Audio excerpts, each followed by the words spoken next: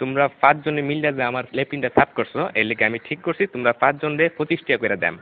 তোমরা 5 জন ভাগ করে নিয়ে বাগা 5 টাকা করে। এটা আমি অঙ্ক কইরা বাইর করছি, বুঝছো? আপনি কি আমরা ব্যাক কল পাইছুন? আমরা 5 জনে কাম করছি, যদি আপনি 25 টাকা হয় তাহলে আপনারা 5 টাকা করে না, আমরা 14 টাকা করে দেন লাগবো। আপনি এটা কিতা কই? না না, ভুল কইতাছো তোমরা, বুঝছি তোমরা অঙ্ক কইরা বুঝাইতে হবে। আয়ো ব্ল্যাকবোর্ড তোমরা দেখাইতাছি।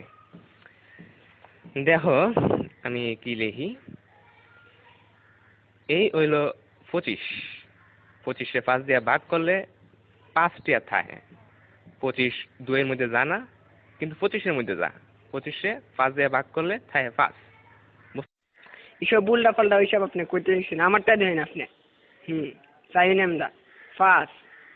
আমরা যদি 25 দিয়ে ভাগ করি তাহলে 5 2 এর ভিতরে জানা জানা তো, কিন্তু 5 আবার 5 এর ভিতরে যা।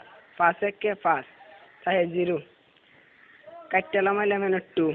দেখুন আমরা জানি 4 5 20, তাই 4 এর 5 20, তাই ভাগফল 14, তাই আমরা 14 টাকা করে দেব।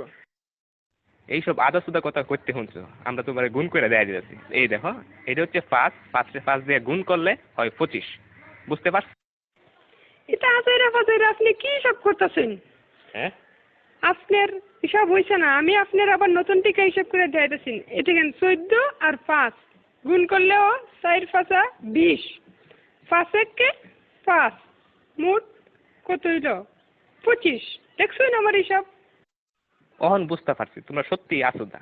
আমরা অঙ্কটা দেখো, 14 14 14 14 5 বার দিছি।